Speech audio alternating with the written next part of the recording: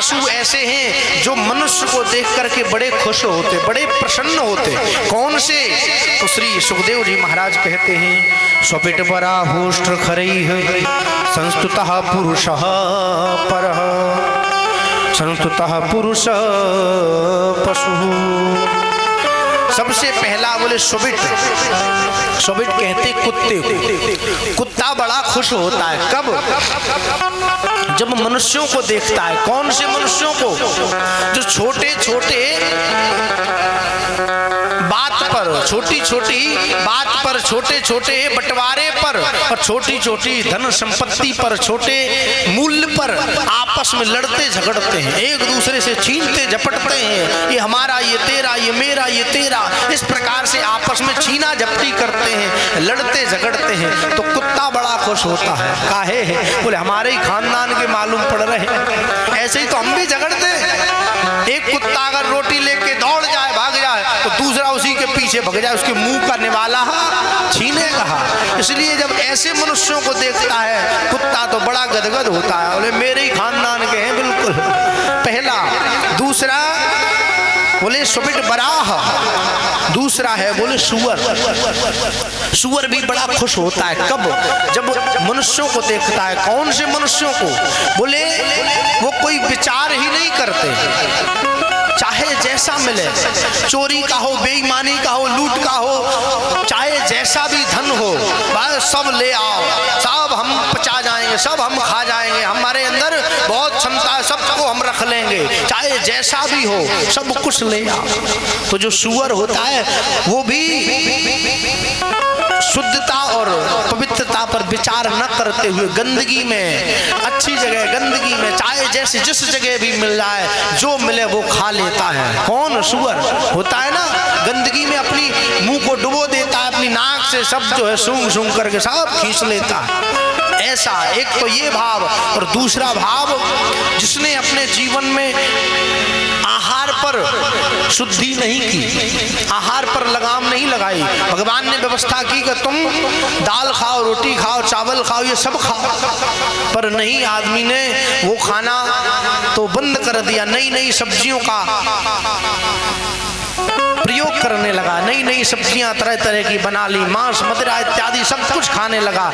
तो जो बोले अपने खान पान पर अथवा अपने पास आए हुए धन पर विचार न करे कि शुद्धता का है कि अशुद्धता का है, अच्छा है कि बुरा है, ऐसे मनुष्य को जब सुअर देखता है तो बड़ा खुश होता है। ये भी हमारे ही खानदान के, हम भी कोई विचार नहीं करते, ये भी कोई विचार नहीं करते। तीसरा पशु है बोले ऊंट। सुबिट बरा होस्ट। ऊंट। ऊंट भी बड़ा खुश होता है जब देखता है कि जरा सी पद प्रतिष्ठा किसी व्यक्ति को मिल जाती है, बच्चे जॉब में लग गए, नौकरी में लग गए, घर में धन पैसा गाड़ी घोड़ा आ गया, आओ भैया काहे को कहोगे। अहंकार में डूब के जो है अपना सर उठा के चलते हैं, अब हमारे समान कोई दूसरा नहीं है। तो ऐसे मनुष्य को जब ऊंट देखता है तो बड़ा खुश होता है कि हम भी यही सोच रहे थे कि हम सबसे ऊंचे हैं, हमसे ऊंचा कोई है ही नहीं। जब किसी पर्वत के सहारे से ऊंट निकला तो उसको पता पड़ा, अरे हमसे बड़े बड़े पड़े हैं, अब आया ऊंट पहाड़ के नीचे। इसलिए बोले ऊंट को तब मालूम पड़ता है। ऐसे ही जब मनुष्य जरा सी पद प्रतिष्ठा में अहंकार करता है तो भगवान उसके फिर उस अहंकार को तोड़ देते हैं। प्रेम से बोलो राधे राधे। और चौथा जो प्रशंसक है वो है बोले सुबिट बरा होस्ट खरई। खर मीन्स गधा। चौथा जो प्रशंसक है वो है गधा। गधा भी खुश होता है जब मनुष्यों को देखता है। कौन से मनुष्यों को? बोले जिंदगी भर लोगों ने नून तेल लकड़ी के चक्कर में अपना पूरा जीवन बिता दिया। चौथा जो जानवर है वो है बोले गधा। गधा देखता है कि मनुष्य जिंदगी भर घर गृहस्थी का बोझा ढोया और बोझा ढोते ढोते जब उसको बुढ़ापा आ गया तब जो है उसको घर परिवार वाले लोग ही घर से निकाल देते हैं। काहे? बोले पिताजी आपने बहुत जो है धन कमाया। हाँ बेटा ये तो सही है। तो बोले इतना तुमने धन कमाया कि धन कमाते कमाते इतना इकट्ठा किया कि घर पूरा भर गया। तो ये तो अच्छी बात है। बोले अच्छी तो है पर जब घर भर गया तो तुम कहाँ रहोगे, जगह ही नहीं है, निकलो बाहर चलो।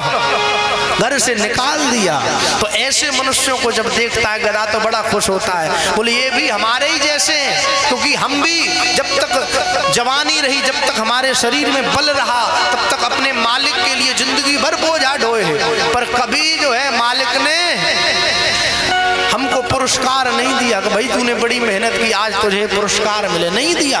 अंत में जब हमारा शरीर निर्बल हो गया तब उसी मालिक ने धक्के मार के हमको घर से बाहर निकाल दिया। इसलिए बोले ऊंट भी गधा भी बड़ा प्रसन्न होता है ऐसे मनुष्यों को देख करके। इसलिए महाराज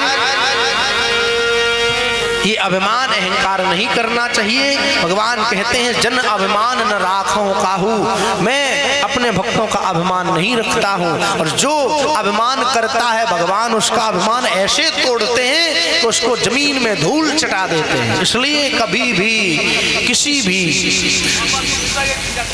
प्रकार का कोई तुमको प्रतिष्ठा पद कुछ भी मिल जाए पर कभी अभिमान नहीं करना चाहिए, नहीं करना चाहिए।